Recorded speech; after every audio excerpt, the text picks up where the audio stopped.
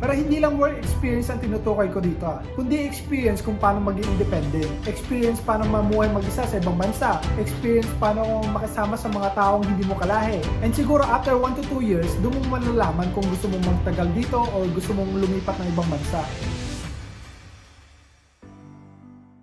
Isa ka ba sa mga nagbabalak tumira dito sa Thailand para mag-work? Para mag-aral? O di naman kaya para mag-retire? Well, kahit anong rason man yan, sa video na to, i-share ko sa inyo yung mga pros and cons of living here in Thailand. Pero seriously curious lang talaga ako, ba't nyo ba gustong tumira dito sa Thailand? Pakishare naman sa comment section. Anyway, start muna tayo sa pros. Na-mention ko to in my previous video na mura ang cost of living dito sa Thailand. But yeah, for me, affordable talaga ang cost of living dito. Mapa food, accommodation, transport. Bigla ko tuloy naalala nung nag-Singapore ako, yung mga food doon kahit sa karinderya lang pang Michelin restaurant na ang presyo. And sa accommodation naman, yung pinayad ko doon pang 5-star hotel na yun dito sa Bangkok. But yeah, kaya nga pros, di ba? I'm sure you guys know. Kilala ang Thai food sa buong mundo dahil sobrang sarap naman talaga ito. Isa to sa mga dahilan kung bakit maraming turista at mga expats ang pumupunta at nagtatagal dito. Ewan ko guys, pero para sa akin kasi hindi ako magtatagal sa isang bansa kung hindi ko gusto yung pagkain nila. Kaya nga tumagal ako dito ng 14 years. Hindi ko na i-mention lahat, pero ang gustong gusto ko talaga sa mga Thais is marespeto sila. Like for example na lang sa work ko as a head nila, nagsasawadi talaga sila every time na magkikita kami and another sawadi ulit kapag uwian na. Kahit alam nilang hindi ako Thai, pero nandun pa rin yung pagkamarespeto nila. So sa mga kapwa ko Pilipino dito sa Thailand, I'm sure you guys know what I mean. Sa Pilipinas kasi,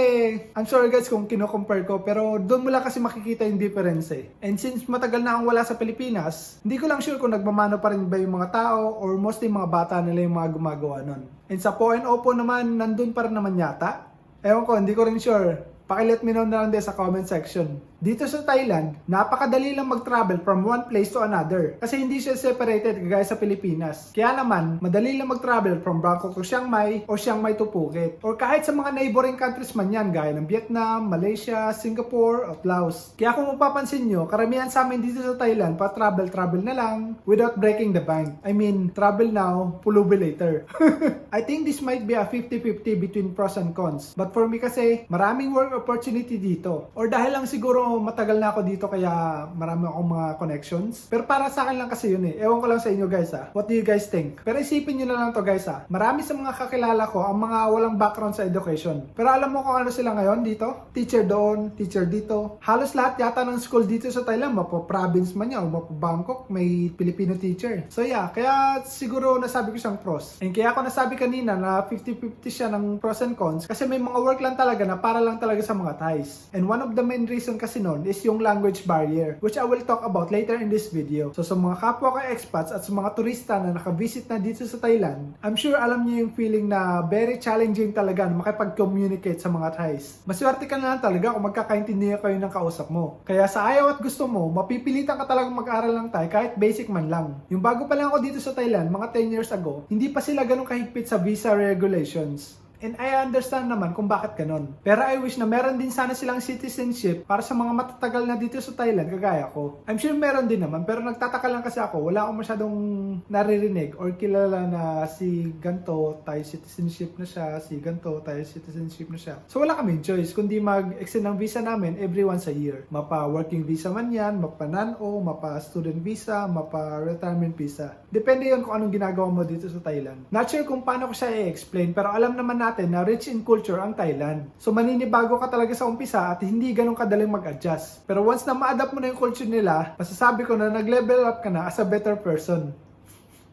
But seriously guys, pero para sa akin kasi, yung Japanese and Thai culture, sila yung mga premium culture Ewan ko lang kung naiintindihan nyo, if that makes any sense. But yeah, I'm sure marami ka matututunan sa culture nila. I know na-mention ko to sa pros kanina about sa delicious Thai food. Pero kung hindi ka kasi fan ng spicy food, hindi mo rin magugustuhan ang Thai food. Kasi karamihan talaga sa mga Thai food is sobrang spicy. So yeah, that's the cons. Pero may mga Thai food din naman na hindi spicy kagaya ng khao niao muping, kayang, khao man kai, pad see ew. But yeah, mabibilang mo lang talaga yung mga non-spicy food dito sa Thailand. So kung may balak kang mag-work dito sa Thailand, huwag ka muna mag-expect ng mataas na sahod, lalo na kapag wala ka pang experience. So for example, ang sahod mo is 20,000 baht. Kung i-convert mo siya sa peso, is mga nasa 30,000 pesos lang yon. Hindi siya times 5 or more kagaya ng ibang countries. So ang suggestion ko, kung may balak kayong mag-Thailand dahil marami kayo nakikita sa mga social media na gusto nyo i-try yung food, gusto nyo ma-experience yung culture, gusto nyo mag-work dito, or dahil nagagandahan kayo dito sa Thailand, i-try nyo. Kasi for me, kung hindi nyo nakikita yung future nyo sa Pilipinas, and may balak din naman talaga kayo mag-abroad, para sa akin, Thailand ang isa sa mga stepping stone para maabot yon. Punta kayo ng Thailand para magkaroon ka ng experience. Pero hindi lang work experience ang tinutukoy ko dito